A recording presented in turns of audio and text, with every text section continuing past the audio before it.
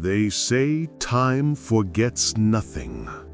But what if time itself keeps secrets? It began long before our time, in a world now lost to dust and silence. The story you're about to hear was almost erased from history.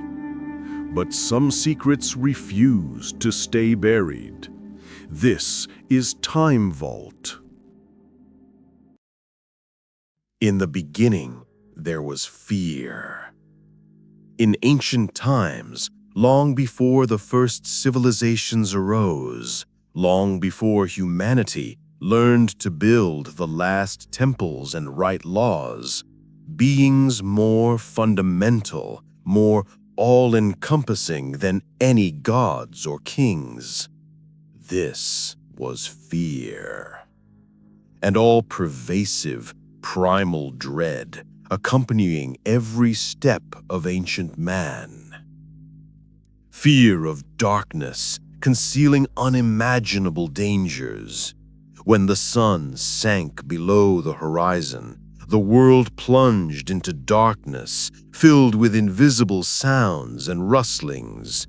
Every crack of a branch, every rustle in the bushes could signal the approach of a predator, an easy life. This fear was not just an emotion, it was the result of survival inscribed into the very DNA of man. Fear of a storm, demonstrating the irresistible power of nature. When the sky opened with lightning, earthlings trembled from the thunder, realizing their insignificance before the elements. Floods, droughts, earthquakes, all these phenomena were incomprehensible and uncontrollable. They brought destruction and death, and their unpredictability radiated deep, paralyzing feelings of helplessness. Fears of the unknown, the debates that underlie all other fears, were at the core of all other fears. What lies beyond the familiar? What creatures inhabit the vast forests and oceans? What happens after death? There was no conflict in these questions, and the lack of understanding of this fundamental tension was constant, creating an instability in existence. Every day was a challenge, every new experience a credible threat. This fear of the unknown was fertile ground for the imagination, but it also proved to be a profound atmosphere. In this world where fear was an accompanying companion, where every step was permeated with uncertainty, someone or something emerged that learned to harness it. Something capable of not just addressing the problem of fear, but also understanding it, turning it into a tool. This marked the beginning of a turning point in human history, an era when fear of the natural order became the basis for control and power. It was at this moment, in this primordial semblance, that the first bricks were laid in the foundation of the structure that has shaped and continues to shape our reality, the structure of security. The birth of control, when fear became the cement of power. The architects of early power, these astute observers of nature, quickly grasped a fundamental principle: the ability to guarantee an unprecedented function in shaping behavior, far more effectively and swiftly than any carefully calibrated truth. This discovery became the cornerstone of their dominance, the key to controlling the masses. They discovered that rather than persuading or explaining, it was far simpler and more effective to intimidate. It was at this point that fear transformed from a simple instinctive reaction to danger into a powerful manipulator. Temples, originally places of worship or assembly, were transformed. They became not mere orgies, but carefully crafted theaters where dramas designed to inspire awe and terror were performed. High ceilings, darkened corners, terrifying images of deity or spirituality, all were part of a carefully crafted scenography.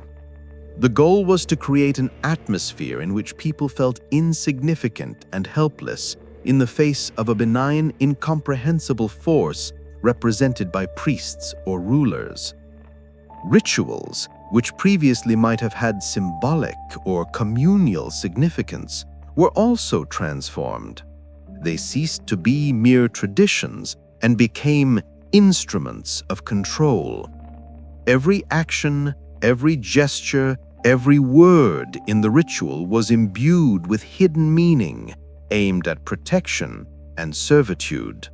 Sacrifices, vows, complex consequences all served as reminders of weak forces that could both reward and punish. And of course, the rulers and priests themselves served as intermediaries between invention and primitive people, thereby strengthening their indispensable position. Fear becomes faith. These architects of power didn't simply construct edifices. They constructed mental constructs that defined what was permissible and what wasn't. They created narratives that explained natural disasters or crop failures as the wrath of gods or spirits, which could only be appeased through the architects' mediation. Thus, any adverse situation wasn't a random event, as the experts' views violated accepted rules, a fear of international society. An example of this can be seen in the first civilizations, where the supreme ruler often proclaimed himself a descendant of the gods or their chosen one. His power wasn't simply political, it was sacred, reinforced by the threat of divine retribution for disobedience. Strict laws, often brutal measures, public executions, all these were elements of this system of fear, the enforcement of mandatory order, and the prevention of rebellion. Fear of death, fear of torment, fear of damnation, all these forms of fear were masterfully exploited to maintain power. Thus, the birth of control occurred when fear was recognized and intentionally used as the primary lever of control. It wasn't just an accident, it was a carefully cultivated state that gripped the control of a few, shaping their worldview and behavior through the prism of constant threat. In this system, temples became disregarded as spiritual insight, an arena for developing power, and rituals became less an expression of faith and more an effective method of subjugation. This was the first step toward fear becoming not just an emotion, but a fundamental one for the construction of entire societies. Modern myths, new masks for an old danger. In our time, when ancient pantheons are forgotten and temples stand only as monuments to bygone beliefs, it might seem that we have finally freed ourselves from the shackles of myths and innate fear. However, this is an illusion. The architects of insurance haven't disappeared. They've simply changed their tools and masks. Today's myths may not speak of the wrath of gods or the curses of spirits, but their power and influence on our reality remain as pervasive as they were thousands of years ago. We no longer worship gods carved from stone or painted on cave walls. Instead, we revere life, economic systems, political systems, social systems. They have become our new shrines, and their rules and dogmas our sacred texts. And, just as in ancient times, fear is the master architect of systems, the invisible hammer that forges their structure and determines their functioning. Consider two myths prevalent in our world: fear of poverty, fear of financial instability, fear of losing out on consequences. These profound dangers guide our decisions, leading us to work tirelessly, consume without measure, and engage in a seemingly endless race. We are told stories about the invisible tame market, about inevitable progress, about how there are no alternatives to economic models. These stories, seemingly rational and logical, are in fact myths based on fear. They confirm the existing order, justify it, and lead us to the conclusion that any attempt to change the system will lead to chaos and destruction. Fears of these consequences force us to accept these myths as unquestionable, turning them into our collective reality. Political myths also play a role. Fear of external enemies, fear of external threats, fear of loss of security. These threats are used to consolidate power, to justify war, to restrict freedom. We cling to myths about national identity, about the necessity of unity in the face of danger, about the correct path of development. Politicians, like ancient priests, use these myths to manipulate the masses, channeling their power and beliefs in the desired direction. Discussions about freedom and security often pose a choice between two fears, one of which is invariably presented as the lesser evil. Thus, history is written by hand, driven by fear, where every political act, every government decision can be traced back to the hidden or overt fears that drive its success or consequences. Even in social contexts, we observe how fear shapes our modern myths. Fear of loneliness, fear of rejection, fear of not living up to accepted standards. These emotions fuel myths about the perfect life, the correct way of thinking, and social acceptance. Social media, mass media, and advertising all become new temples where these myths are preached. We approach the ideals imposed on us, afraid to step outside this carefully crafted reality. The myth that happiness comes from possessing goods or conforming to a sophisticated lifestyle forces us to constantly chase phantoms, driven by the fear of inadequacy or unhappiness. Modern myths, unlike their ancient predecessors, are not always so obvious.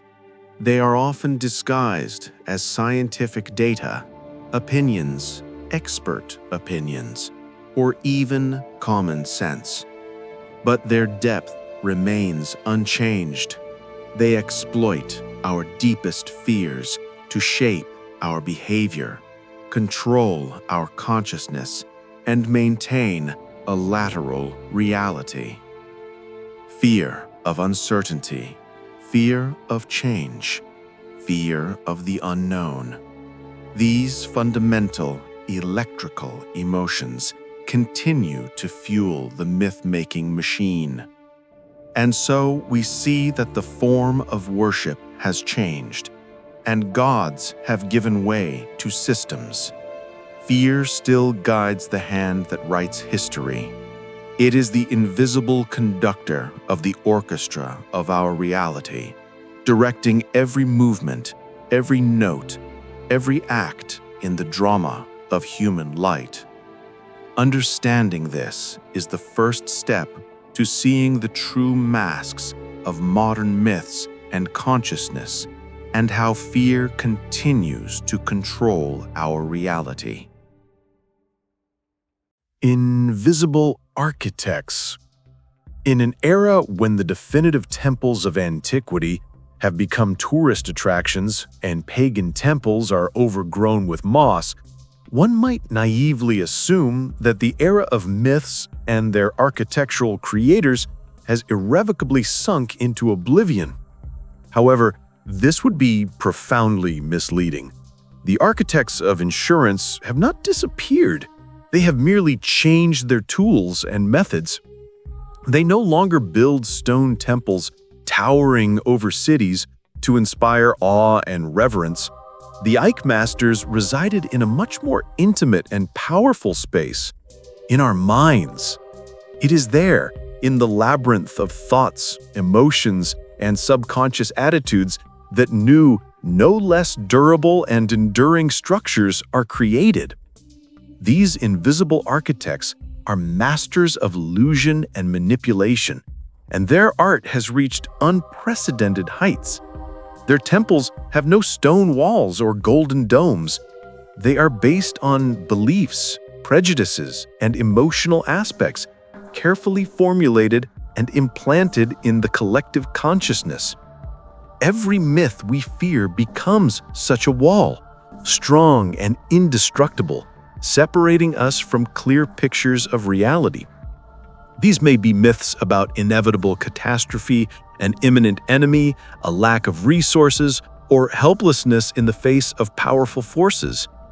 They delineate the boundaries of our thinking, outline what is limited and forbidden, and shape our perception of the world and our place in it.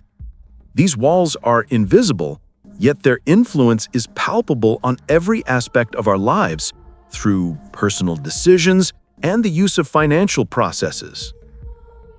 Examples of such mental temples are countless. Fear of economic collapse can drive irrational consumption, or conversely, paralyzing frugality. Fear of the other can lead to xenophobia and failure. Fear of losing control can lead us to voluntarily surrender freedom in exchange for the perceived threat. These walls are built slowly, brick by brick, through repeated narratives, through the constant reinforcement of certain ideas and images. They become part of our internal landscape, so ingrained that we cease to notice them. And if every myth we fear becomes a wall, then the story told by the architects becomes the key, a key that can either lock us inside the wall or, if correctly identified, open the way to its destruction. Stories are a powerful tool in the hands of invisible architects. Through them, values, behavior patterns, and significant events are conveyed. They help us understand our past, present, and future. The stories told can be heroic sagas, retrospectives, gripping conspiracy theories, or mundane news reports. What matters is not so much the content of the story itself, but its power to maintain tension, especially fear, and direct our thinking in the right direction. Just as ancient priests used myths of divine wrath to ensure obedience, modern architects employ carefully crafted narratives to achieve their goals. These narratives can be disseminated through media, social media, educational programs, and political slogans. They create a specific frame for striking events, leaving no room for alternative perspectives. For example, a story about the necessity of drastic measures to combat a threat can be a key factor locking citizens into military security and forcing them to accept restrictions that were deemed unacceptable at the time. These architects are secretive. Their names are rarely respected by the public, and their intentions are often disguised for the sake of good causes. They may be experts in psychology, marketing, political strategy, or media management. Their goal is not relative coercion, but the ability to shape our perception of reality by manipulating our fears and hopes. They build invisible towers of consciousness, where we become our own guardians, following the myths they've instilled in us. Unraveling their plan begins with the recognition that these walls exist, and that the keys to them lie within our grasp if we learn to see through the veil of fear they so skillfully create. Choice. Fear is an ancient master builder. It erected a wall around the cave of primitive people to protect them from the snarling shadows of the night. It created complex structures of social hierarchy, where each brick was laid with a trembling hand, fearing the wrath of the gods or the fury of the leader. We've seen that this fear is initially instinctive and aimed at survival, gradually mutating. It transformed from a simple response to an immediate obstacle into something far more sophisticated, a tool in the hands of those who grasped its potential. The myths born of this fear became the framework of our world. They define right and wrong. They dictated laws and customs. They shaped our understanding of the cosmos and our place in it. From dark tales of divine retribution to heroic sagas that inspired self-sacrifice, each myth was a thread in the tapestry of collective reality. These threads didn't simply describe the world, they created it.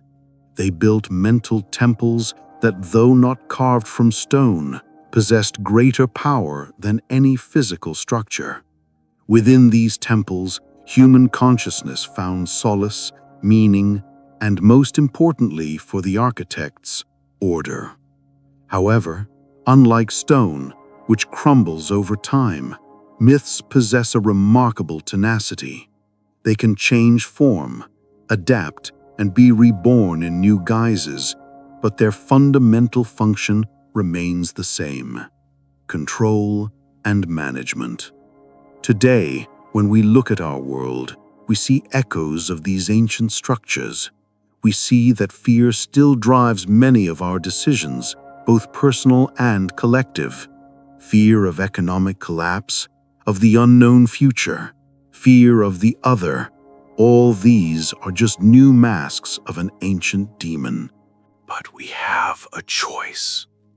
If fear created our myths, and myths create our world, then awareness of this process gives us an unprecedented opportunity.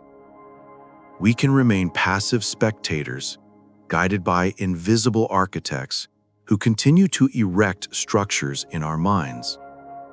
Or we can become active participants, capable of recognizing these mental walls and dismantling them brick by brick. The choice was to look beyond the weight of myth, to question what seems immutable, to let go of tethered safety nets and seek one's own essence. This is not an easy path.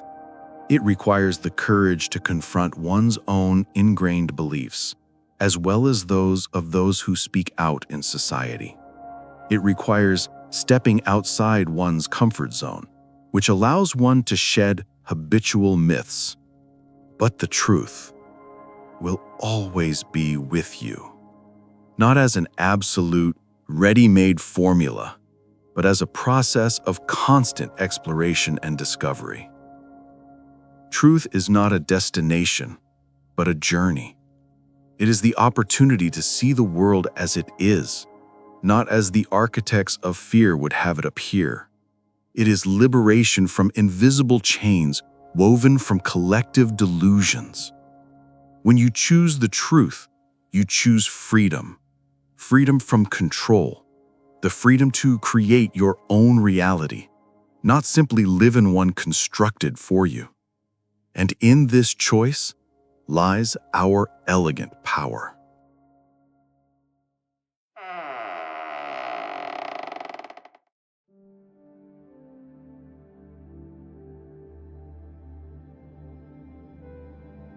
It was just one story, hidden inside the vault of time.